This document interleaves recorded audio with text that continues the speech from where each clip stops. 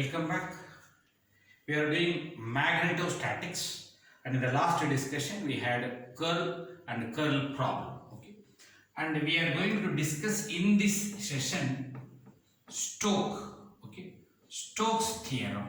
Okay, that is the important concept we are going to discuss. Stokes theorem. In case if you have a wire and if you pass some current I, definitely that will gives you some magnetic field, that is nothing but H. Okay, as per the current direction you can have, and that particular area can be any size because it is starting from smaller, bigger, and it's going up to infinity. And I can also say this particular magnetic field is a closed path that results in some area, and since it is a smaller one, I am going to call it as delta S. And if you just integrate, you will get the total area. It is as per your analysis. Now what I am going to do, one small mathematical format to link closed path is going to give you area. Closed path is going to give you area. Closed path is single integration. Area is a double integration, which means I am going to link single integration and a double integration. Like I hope like this you can remember divergence theorem. We had double integration and triple integration. Okay, here single integration and double integration. From Ampere's circuital law, we have, just to make a note, from Ampere's circuital law we have closed integral h dot dl is equal to I. The closed path, okay, make a note, the closed path covers some elemental area delta S, then current with respect to area can be given as, with respect to area can be given as per area delta S equal to I divided by delta S is nothing but J. How come you got J? Because current per area is nothing but current density J. From, just copy it, from curl we can have closed integral h dot dl divided by delta S is equal to, instead of J I can use curl, that is del cross H. Okay, using the curl form. If you just cross multiply here, then I would like to bring closed integral h dot dl is nothing but del cross H delta S. Okay, I just cross multiply, and you should know it is a vector dot product. We will discuss that later. Sir, since it is the smallest area, it took delta S. If it is a larger area, what I should do? Integrate. Then what I should say? For total area we have, just integrate, you will get the total area. Closed integral h dot dl is equal to integration del cross H dot instead of delta S, I am just going to do ds. That's all. So what is the specialty here? This is single integration, line integration. This is double integration you should do because it is area. I can say this is open area and this is closed path. Don't say it is a area. Your Gauss law says closed area. This is closed path, which is dl. So you can just recall dot product is between two vector. This is a vector. Cross product is between two vector. Result is a vector. ds is also a vector. Dot product vector. Result is a scalar. Totally it is a scalar. Closed integral h dot dl is a scalar because it is current. It is nothing but a scalar. Okay. This is nothing but the Stokes theorem. Just make a note. Stokes theorem relates closed line integral with open surface integral for any vector. Okay, need not be H. For any vector. Just make a note. Let us define magnetic flux. Okay, magnetic flux is nothing but phi, which is an imaginary field line. In case if you have a bar magnet and there will be magnetic field which encircles this particular bar magnet. Okay, there is no starting point, ending point. Please remember, it is a circular path. That is the reason we made a curve. And if you go and catch this, no, it is an imaginary field line flux. That knowledge you should have. or if you have a wire where you are having current I and there will be some magnetic field, if you can't catch and it is just an imaginary line, it is called phi. Okay, write down. Magnetic flux lines are imaginary field lines, It is representation of magnetic field. It is representation of magnetic field. It is a scalar. And its unit is Weber. Okay, its unit is Weber. This is the scientist name Weber. But when you put a symbol, you will put WB. Unit is Weber. It's a simple title. Just draw this particular diagram. Now, in the same way, we are going to discuss magnetic flux density. Okay, it is nothing but B. Please write down the title. Magnetic flux density. It is measure of flux lines. It is measure of flux lines per unit area.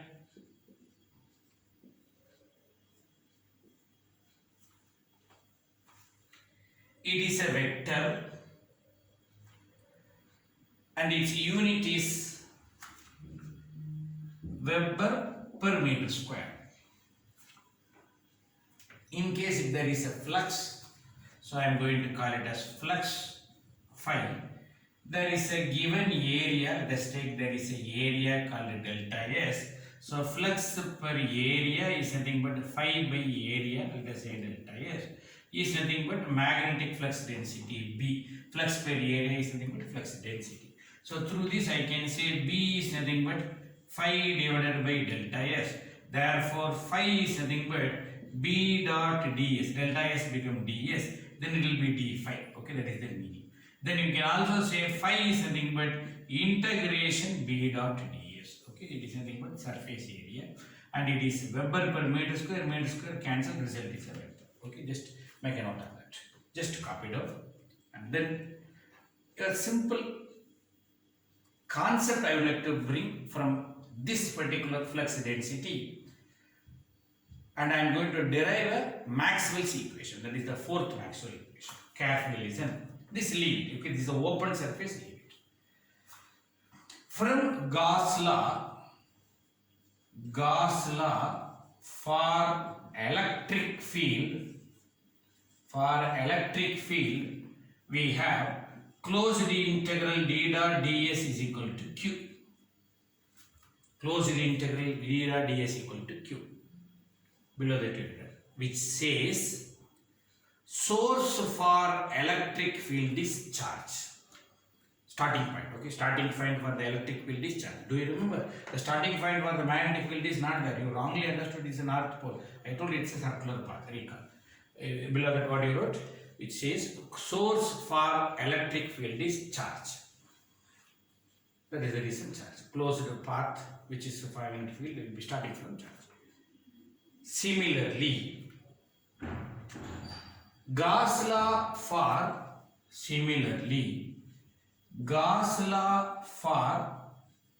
magnetic field says, just let us rewrite, closed integral, instead of d is electric flux density, b is magnetic flux density, b dot ds is equal to, this says starting from a charge. What is magnetic field? It is starting from a charge. No, then it is a 0. Because it is not starting from the charge, then it is nothing but a 0. So, what we understood? Gauss law for electric field, starting point for the electric field is charge. Gauss law for magnetic field, starting point for the magnetic field is does not exist. Okay, this concept is one of the important idea. Please do remember. Using this, I am going to bring Maxwell's fourth equation. Okay, how come? From divergence theorem, just to make a note, from divergence theorem, we have closed integral d dot ds is equal to volume integration del dot d d. Okay, just copy it. And the divergence theorem, what we learned, closed surface and volume can be equated for any vector, need not be D, can be for any vector. Then instead of D, I am going to write B. Close the integral B dot ds equal to volume integration del dot B dV. Okay, as per this particular divergence theorem. Divergence theorem says, and as per this Gauss law, this term is nothing but 0. Therefore, if LHS is 0, RHS has to be 0, del dot B dV equal to 0. Since the limit exists, we conclude del dot B is equal to 0, which says divergence of magnetic field does not exist, which means if there is a charge here, it goes like a divergent. Divergent means expand. If there is a north pole here, can I draw like this? No chance. Okay, whenever you draw a north pole, there should be a south pole, and it will have a closed path only. Okay, you can't have a starting point, which says divergence of electric field del dot D, divergence of magnetic field del dot B exists equal to rho V, does not exist equal to 0. Okay, so this is nothing but Maxwell's fourth equation. That is the last equation what we have. Okay, just make a note of that. So we had Maxwell's equation. From the divergence we learned del dot D equal to rho V, and just now we derived del dot B equal to 0, and in the curl discussion we had del cross E equal to 0, and we also discussed del cross H is equal to G. Okay, all these things are static because we are under the discussion stationary. Okay, static Maxwell's equation, and many times they are asking write the equation. Just you have to write this. In the later stages we will discuss about time varying Maxwell's equation. Okay, right now it is static Maxwell's equation. Divergence of electric field exists due to rho V. Divergence of magnetic field does not exist, which means if there is a charge, divergence means expanding, exist. If there is a north pole, magnetic field is expanding like this. No, it is exist, it does not exist. Okay, this is the diagram for this, diagram. There is a closed path of electric field. No, does not exist. There is a closed path of magnetic field. Yes, it exists. Due to whom? Due to current I. Okay. So kindly make a note of all four Maxwell's equation. Okay, that is one of the important point. In the later module, we will discuss about time varying Maxwell's equation. Okay, that is one of the important issue. And do you remember we discussed about E equal to minus del V, where gradient of potential V is nothing but electric potential. So far we are using the word potential. Here we should say electric potential. Now we are going to have magnetic potential. Please do remember the next title is magnetic potential, and there are two types. One is, let us say, scalar magnetic potential and vector magnetic potential. So let us rewrite, make the title scalar and vector magnetic potential. Just make a note. Electric potential V is a scalar. Electric potential V is a scalar given as E equal to minus del V. Similarly, magnetic potential can be represented Vm, because M stands for magnetic field. Magnetic potential can be represented as Vm, which is a scalar defined as H is equal to minus del Vm. Just a notation. Okay, here E friend is H. So electric field intensity, magnetic field intensity. Just one analysis. And what should be the unit? Just recall. H is nothing but ampere per meter. Del is nothing but per meter. So obviously it should be ampere. So just make a note. Scalar magnetic potential. It's a scalar. Okay, we know it's a scalar. It's a scalar magnetic potential is a scalar. Its unit is ampere. Then you can ask where it will exist. At what place it will exist. Just let us define. we have curl equation del cross H is equal to J. On substituting scalar magnetic potential del cross del Vm equal to J. Since we know curl of a gradient, remember this is curl and this is gradient, and you know in the beginning we had vector identities. Okay, just to try to recall, del cross del V equal to 0 we might have given. So instead of V we are having AV. Since curl of a gradient is 0 from vector identity, we conclude J is equal to 0. Okay, if this is 0, then this is also 0. From above discussion, we define scalar magnetic potential exists only if J is equal to 0. The statement put a box. Okay. Scalar magnetic potential exists when J is equal to 0. Okay. Sir, then what about vector magnetic potential? Obviously, it should exist when J is not equal to 0. Okay, that knowledge you should have. Let us discuss that. Now, make a title. Vector magnetic potential. Just make a title. Vector magnetic potential. So below that you write down. Vector magnetic potential has to be defined for J not equal to 0. For J not equal to 0. From Maxwell's equation, we have del dot B equal to 0. Okay, this is what just now we discussed. From Maxwell's equation, we have del dot B equal to 0.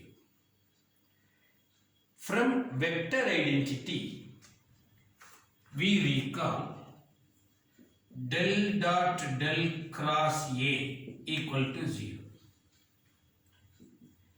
That is divergent of a curve. Okay, that is divergent of a curve is 0. On comparing above equations,